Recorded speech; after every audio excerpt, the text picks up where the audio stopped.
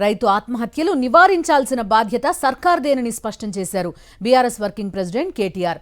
రైతు పండించిన ప్రతి పంటను ప్రభుత్వం కొనాల్సిందేనని అన్నారాయన. ఆదిలాబాద్ జిల్లా సిరికొండ మండలం పొన్న గ్రామంలో ఆత్మహత్య చేసుకున్న రైతు పాండురంగ కుటుంబాన్ని పరామర్శించారు కేటీఆర్. పాండురంగ కుటుంబానికి బీఆర్ఎస్ తరపున 3 లక్షల రూపాయల ఆర్థిక సాయం అందించారు.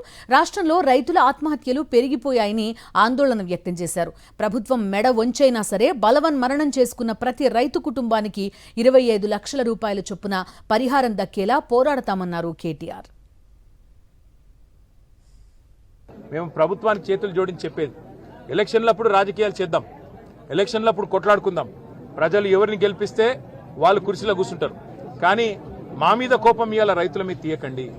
కేసీఆర్ పెట్టిన పథకం మీకు ఇష్టం లేకపోతే పేరు మార్చుకో, ఇందిరమ్మ బంధన్ పెట్టుకో, ఇంకో బంధన్ పెట్టుకో, ఏదో ఒకటి పెట్టుకో, కానీ పైసలు ఇవ్వు. కొను, పంటలు కొను, జొన్నలు కొను, వడ్లు కొను, వెంటనే పైసలు వెయ్యు. అంతేగాని ఈ రకంగా రాచి రంపాన పెట్టి మరి ఆ కుటుంబాన్ని ఇబ్బంది పెట్టవద్దు. పాండురంగ గారి కుటుంబానికి తప్పకుండా న్యాయం చేసేదాకా వదిలిపెట్టం. నేను ఆ కుటుంబానికి మాట ఇచ్చిన, 3 పిల్లలు ఉన్నారు, చదువుకుంటున్నారు. నేను వారికి మాట ఇచ్చాను, ప్రభుత్వం మెడలు వంచైనా సరే మీకు నష్టపరిహారం ఇప్పిస్తామని చెప్పాం. 25 లక్షల రూపాయలు ఇచ్చి తీరాల్సిందే.